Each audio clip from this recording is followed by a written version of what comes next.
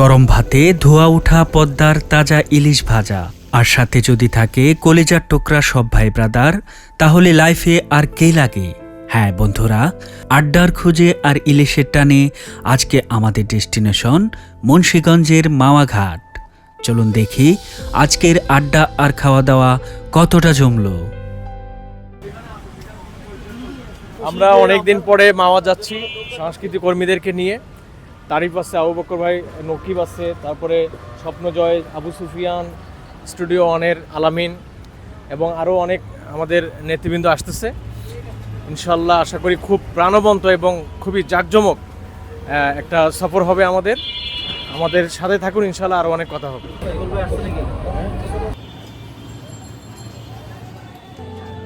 হঠাৎ করে প্ল্যান হলো আর অমনি বেরিয়ে পড়লাম আমরা। রাস্তা একদম ক্লিয়ার, ওয়েদারটাও ছিল অস্থির, আর সবার মনের ভেতর শুধু একটাই চিন্তা, কখন পৌঁছাবো আর কখন সেই মচমচে ইলিশের স্বাদ নেব।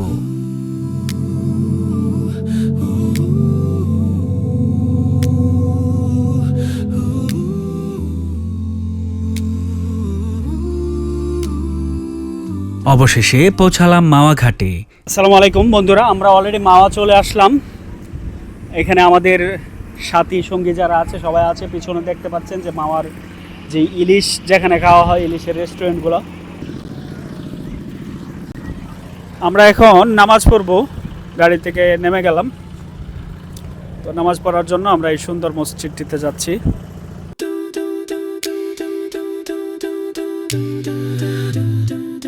প্রিয় দর্শক, দেখতে পাচ্ছেন সেই চিরচেনা পদ্মা নদী, সেই চিরচেনা পদ্মা নদীর ঘাট, যেখান থেকে স্পিড বোটগুলো ছাড়তো এবং ফেরি ছাড়তো।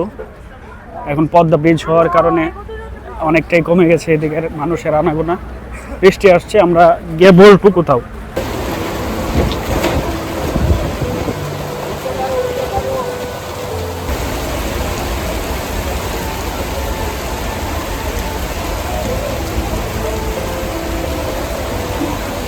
প্রিয় বন্ধুরা, এটা হচ্ছে পদ্মা নদীর পার। খুবই চমৎকার একটি পরিবেশ। বিকাল বেলার সময়টা এখানে খুবই উপভোগ্য। তো অনেকে আমরা রাতে আসি, কিন্তু পদ্মা নদীর পাড়ের যে বিকালের যে মুহূর্তটা, এটা আমরা সবাই চেষ্টা করব বিকালের দিকে আসার জন্য। তাহলে আমরা এই বিকালের যে একটা ফিল, এটা পাবো অবশ্যই। তারপরে আমরা বিকালবেলা আড্ডা দিয়ে রাতে আমরা খাওয়া দাওয়া করে ব্যাক করতে পারি। আপনারা রাতে আসলে তো এই পরিবেশটা কখনোই দেখতে পান না। সো আপনারা চেষ্টা করবেন বিকালবেলা এই জায়গাটাতে এসে একটু সময় কাটানোর জন্য। দর্শনার্থী যারা আছে তারা কিন্তু এই নৌকাগুলো দিয়ে ঘোরাঘুরি করে বিকালবেলা। 1000 টাকা 1500 টাকার মধ্যে ওই যে পিছনে দেখা যাচ্ছে পদ্মা ব্রিজটা, পদ্মা সেতুটা, সেই পর্যন্ত একটা রাউন্ড দিয়ে আসে আর কি। আমরা তাদের সাথে কথা বলে যতটুকু জানতে পারলাম। এটারে কি মাছ বলে ভাই? দেশি লম্বা চা ট্যাংরা। এগুলা কেমনে বিক্রি করেন? জাকা হিসাবে। ও, এটা কেমন দাম, কেমন এগুলা? পদ্মা মেঘনা যমুনার তীরে কত ঢেউ চলে যায়, আসে না তো ফিরে। পদ্মা মেঘনা যমুনার তীরে কত ঢেউ চলে যায়, আসে না তো ফিরে। তেমনি আমিও হারিয়ে যাব, তেমনি আমিও হারিয়ে যাব, আসবো না কবু ফিরে। পদ্মা মেঘনা যমুনার তীরে কত ঢেউ চলে যায়, আসে না তো ফিরে। পদ্মা মেঘনা যমুনার তীরে কত ঢেউ চলে যায়, আসে না তো ফিরে। আমরা যে আল্লাহর পাগল, আমরা যে আল্লাহর পাগল, আমরা যে আল্লাহর পাগল, আমরা যে আল্লাহর পাগল। জীবনের সকল দেয়ালে হয়ে গো যেন ইচ্ছাতে তোমার সইতে পারে যেন। লাগছে, কেমন ফিল হচ্ছে আপনার?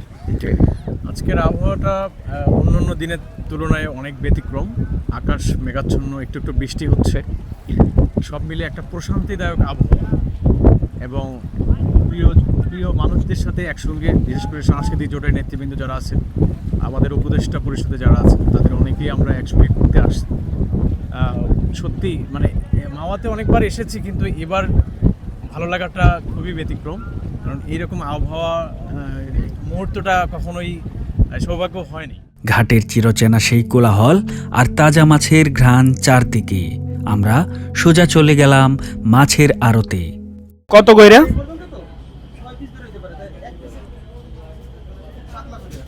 এই ইলিশটা আর ওইটার মধ্যে পার্থক্য কি? ভাই খেলা জমে গেছে পুরাই, চারদিকে টানাটানি লাগছে।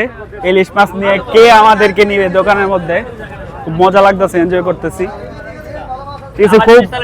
খুব এনজয় হচ্ছে নাকি?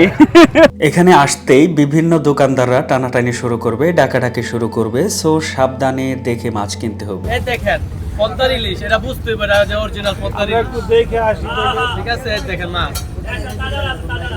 এই দেখেন চলো আমরা একটু দেখে আসি। দেখতে পারবেন আরো 50। আপনি কি শুধু মাছ কাটেন না?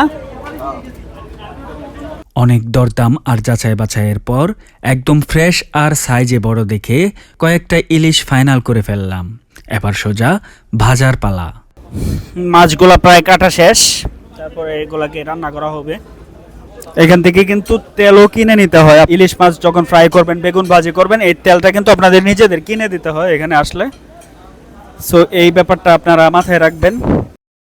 মাছ কাটার পর এখানে বিভিন্ন রকমের মশলাগুলো মাখানো হচ্ছে, যেগুলা আমাদের ইলিশের টেস্টকে বাড়িয়ে দেয়।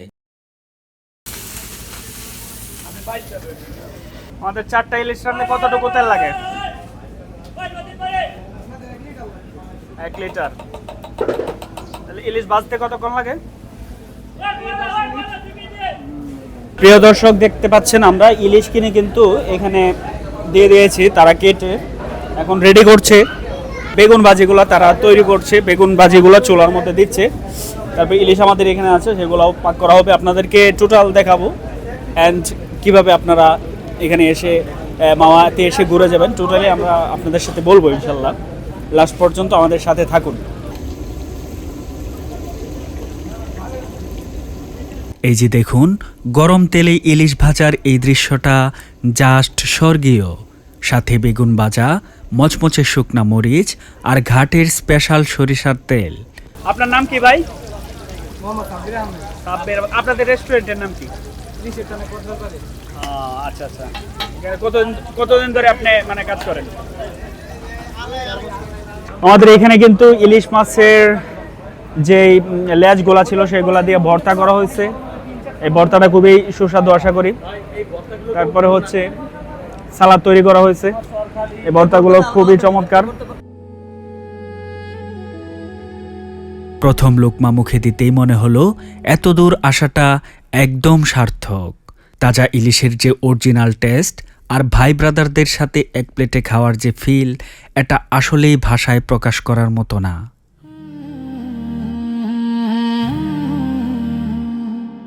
পদ্মার পাড়ে বসে এমন একটা সুন্দর বিকেল আর অসাধারণ খাওয়া দাওয়া, আজকের দিনটা আমাদের সবার জন্যই একটা স্মরণীয় দিন হয়ে থাকবে।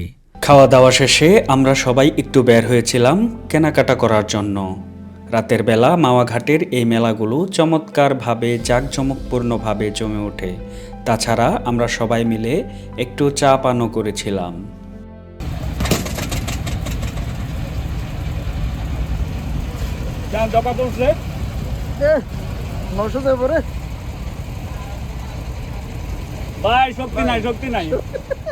ঢাকার যে কোনো জায়গা থেকে ধুলাইপাড় চৌরাস্তা অথবা যাত্রাবাড়ি চৌরাস্তায় চলে আসবেন।